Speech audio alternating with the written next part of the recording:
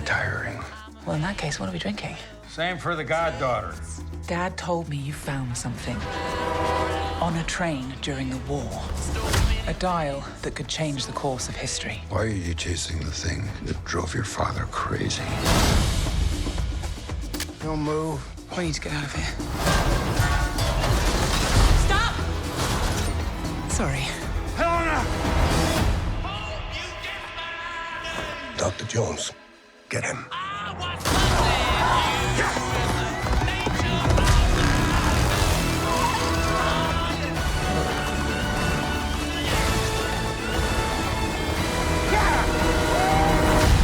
Hitler made mistakes, and with this, I will correct them all. You stole it. Then you stole it. And then I stole it. It's called capitalism. This way! Fasten your seatbelts. There might be some turbulence. You've taken your chances, made your mistakes. And now a final triumph. Give him hell, Indiana Jones! A few times in my life, I've seen things. I've been tortured with voodoo. Been shot 9 times, including once by your father. Sorry! But I've been looking for this all my life.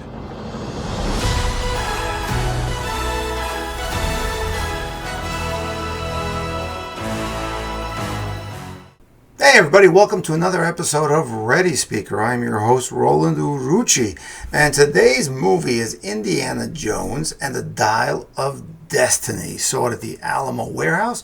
You just saw the trailer, which gives some details about the film, and we'll go through other ones. I'm not going to give spoilers, or I may drop one. I apologize if I do. It's on you. It's a movie. You kind of know he's sort of going to win, and there's going to be an artifact. And there's going to be Nazis. There's always Nazis. Sort of the only thing with this. So, where are we with this? We have a long setup at the head of this film with some de-aging of Harrison Ford, which I thought looked much better than The Irishman, face-wise. And it worked. I think it worked once he got in there. The thing that de-aging does not get rid of is the voice and the physicality. It just never works. I don't know what it is. Once he turned off the screen, you sort of saw he was an old man walking up a street, and it just didn't read. And the voice definitely was older. So not knowing Indiana Jones from years past, and it's kind of crazy. So, well, let's go some details here right now. As of right now on IMDb, it's 6.9 out of 10 stars. It is director James Mangold, writers Jez Butterworth, John Henry Butterworth, David Kopp. I'm doing the German here with the O and the E as an umlaut over the O, so it's kind of a weird one, but it could be Cope. I don't know. Stars Harrison Ford, Phoebe Waller-Bridge, and Antonio Banderas. And Antonio Banderas is barely in it. Good little bit for him, though. Good payday. Phoebe Waller-Bridge, she's great. I will say I loved her in Fleabag. A couple other things that she's done. She's a great writer. I think she has some of the best timing out there I've ever seen. That sort of smirk to the camera and not breaking the fourth wall. I mean, she does it in Fleabag, but she doesn't break the fourth wall here. But she still has that sort of pacing and delivery that's really, engaging in that way. It sort of like lets you in. Harrison Ford is Harrison Ford. He's doing the same bit. He's doing the same guy. The story here is, again, long setup about a Nazi guy. And actually, the bad guy in this is, why isn't he listed on top? Oh, Mads Mikkelsen, who has a lot of screen time, and I'm surprised he's not listed as one of the top people. I think he's a great actor. I think he's done a lot of great stuff, and I mean, he does some good stuff with here. John Rhys Davies is back as Salah, and he's just coming back. You have Shawnette Renee Wilson as Mason. You have this guy. He's always the bad guy now. Oh, Karen Allen also does a cameo in this, which I think is kind of cool. And who else is in here? There's a couple other people here. There's one guy who's always a bad guy. Boyd Holbrook comes back as another bad guy. Not always Aryan, Ubermensch. but most of the time attentive to that. So he's bringing that back too. So again, Nazis are in it. So it's Indy back during World War II. Hitler is dying, or he's scared and running. They have this one relic, and it's a device it's a magical device, and it's all powerful. We don't know what it is. And they sort of lose it, and there's a big battle for it. And then in the 60s, oh, by the way, I'm wearing the fez just because they go back to Morocco. It's not a fez, it's an Albanian police, but people call it a fez. So I'm wearing it for that. So homage. And so they go back to Morocco, and then you find out that, I mean, it's in the trailer that Helena, the Phoebe Waller-Bridge, is Jones's goddaughter, sort of betrays him. She's all about the money, which is in the canon of Indiana Jones. At one point, he was about the money, and not the artifacts and the prestige. So there's a play on that, I guess. And there's no Shia LaBeouf, which I will say I think he should have been in it. I think he would have added a little bit to it because they give Indy a tragic arc that I don't really need to know about, and it just didn't feel right the way it was. I think that was some loose ends. So again, they're being chased by Nazis. They're trying. There's a lot of not a lot of chase. I think there's 3 chase scenes in this film. They're probably too long. It's 2 hours and change of this film. It's too long. 2 hours and 34 minutes. It is too long. It was fine at Alamo Draft House. I had a nice cider, and it was good, but it was too long. Maybe one less chase scene. Maybe tighten it up a little bit. Maybe not so repetitive. He is cranky old guy, but he's always been cranky guy. I kind of didn't get much heart of the story. They tried to have like another short round moment with what's his name here. Helena has a sidekick, and his name is Ethan Isidore as Teddy. He does, I think, a really good job of doing that and bringing some levity sort of to it. But there's just, it tries to find heart through the film, and it's like Indy's saying goodbye with this film, where he's meeting old people, like, hey, don't you remember the old years? And he's like, I'm done with the old years. I'm just done. I'm done. And because there's some bad memories there, and maybe some adventure, but there's some bad memories for him. And if you even think about the whole canon, the franchise, he's always suffered. He's always been hit. He's always been injured. He's always tried to do the right thing, or felt he was doing the right thing, and it just went sideways. And there's a different era. Things have changed. Now we're in a technology era, and he's at the cusp of that. I think it's in the late 60s or mid 60s where this is coming out. And it's when they're landing on the moon. So they're out, in space, Apollo 11. So whatever week that was. He's a professor at Hunter College, so he's not this prestigious professor that he was in the first Indiana Jones movie. And it's not Hunter College where he's teaching, because I went to Hunter College, and that's not the building. And the parade is not anywhere in New York that I can recognize. They do a parade in New York, and I'm like, wow, that is not New York. It looks like old-timey New York, but it's not. It's not where they would have a parade. I mean, not.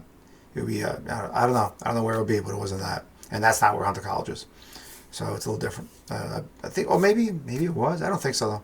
I just don't think so. I know all the buildings. I went there for a couple of years. So actually, I'm an alum. Actually, not that I went there, but I'm an alum. I graduated from Hunter College. So there's some gaps in there, but that's just me being, pissy about the place that I visited, like anybody else would be pissy and say, that's not a street on that street. I don't want to be that guy. So lengthwise, too long. It's the longest of all the movies. I think it's way too long. There's some good heart at the end of it. I think there's moments that they could have sort of got to before. And I think the action was overwhelming at times. It was repetitive. It was in your face. It didn't really build a world for me. It had moments in a world, but I think that some of those moments, and Antonio Banderas' scenes, I think could have been bigger. They did a whole exploration in the ocean. I think that could have been bigger. I think that could have been just more. I think there's a scene in the trailer that I don't remember from the movie, so maybe it just didn't stand out because I was just like, oh, all right, get on with it already. And I think some of the things were off too. They used divers with hoses to the air, so tanks weren't developed yet. That was that French guy. He did the Cousteau, whatever his name was. He did that. He was the first guy to do that. So that was in place. But I did see police officers with walkie-talkies on their shoulders, and I don't think that was in place in the 60s when they called in something on their shoulder. I remember that coming much later into NYPD. So, but that's just me. And again, we have more Nazis, and I think that's the problem I have the most with this. It felt very superhero. It felt like it was trying to be James Bond, a period James Bond, and at the same time being Marvel Universe. And that's we had aliens in 4, was it 4, 3, 4, whatever it was. It was the one with the crystal skull. There were aliens, and there was Shia LaBeouf. There's I think it's aliens in that one. I like the witchcraft. I like the the mysticism. I know Nazis were obsessed with the mystics and all this other stuff, but they're looking for this insane sort of device, and I felt like it should have been somewhere else. I think it should have been maybe in another country. And since they're dealing with Nazis, I wish they would go to Latin America rather than always dealing in the Mideast, which I guess it's a shout out to Humphrey Bogart and Casablanca, that they're always around there. But I wish they would just go where the Nazis went, which was mostly Latin America, and the U.S. as scientists, and that is played up in this. But definitely in Latin America, there was a huge crop of those. And there's moments of like, where are all these Nazis coming from? This is the mid-'60s. I mean, they were kind of hiding back then. They were a little scared. They're actually braver now to come out than back then. They were a little scared. Israel was sort of like going after these guys and knocking them out because they were these horrible people. So again, where is the real heart? Where is the story of this film? I think it lacks that. I think it lacks that those moments of not obvious humanity, but definitely shout outs to the films of the 40s right after World War II, and those adventure films of these guys who were just doing what was right, even though they were wrong guys. I think here there's betrayal. There's trying to find out something. There's James Bond moments of driving through cities and those other stuff. And then there's a big sort of magic thing at the end, and I think it's just a little bit too much. It's too much of destiny, and that's probably why I don't know. It was long. It should have been like 20 minutes shorter. I think some of the shots were good. Lighting was decent. Some of these characters I've seen them play this before. Like I said, what's that guy who plays he's always a Nazi, the Boyd Holbrook. He is always like this guy. He's the bad guy in Logan, and he's pretty much the same guy. So I've seen him do some good work. I'm not saying he's a bad actor, but I just feel like they're casting for that, and they said, okay, we're gonna get this going, and that's fine. And then you have Toby Jones also in it, and he's like the quirky British guy, and that's fine. You have this huge guy, Oliver Richters. Man, the guy's a giant. If he's really that tall, holy shit. Just saying, holy shit. And Karen Allen comes back for a cameo. It's supposed to be really heartfelt, and there's a moment of it, and there's some commentary of not some dialogue that reflects earlier films, and it's okay. But I didn't feel that chemistry. Again, I felt it was a little bit one-sided, and again, nothing to her. It's just the way it's shot. I think the focus is really on the action and trying to make maybe a franchise, and maybe Phoebe Waller-Bridge will be the next Indiana Jones on this, which I think would make sense. I think that would kind of work. She has that wry sort of playfulness and being turned to a good person by the end. I think, and his goddaughter, so there's pedigree there. I think that would be a smart play if they could do it. Maybe she could write the script. She's a great writer. She wrote All About Eve. I think was that Eve? Whatever. Killing Eve. I think that's what it was. Killing Eve. Not All About Eve. Killing Eve. And she was the I think the showrunner for the first season of that, which is an amazing show. So she got a lot of talent, a lot of talent, and they could probably leverage it a little better. So that's my take on this. I think there's a lot of talent on here. There's a lot of ideas that overshadow the talent, and doesn't let the talent really get to where it needs to go.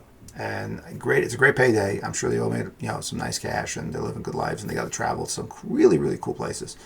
But I think the story could have been a little better and less flashy. So stop being flashy, Disney. As my son said as we left the movie, every Disney movie now has the same color palette. They all look the same. The shots are the same. I've seen these shots in other movies.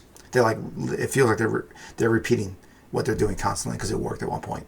So why don't we create rather than repeat? There you go. That's a quote. Disney, create rather than repeat. That would be amazing. All right, that's it for Roland DeRucci and Ready Speaker. See you next time. Thanks. Join, subscribe, like, share. Hey, reach out. I've had a guest on the show recently, Nick Leshy. Maybe he'll come back. Maybe you'd like to come on the show. Just send me a message. Come on, let's talk about a movie. Maybe you're so much a fan of this movie, you want to say, Roland, you're wrong. Let's talk about it. I'll take a little time to talk about it. Okay. All the best. Bye.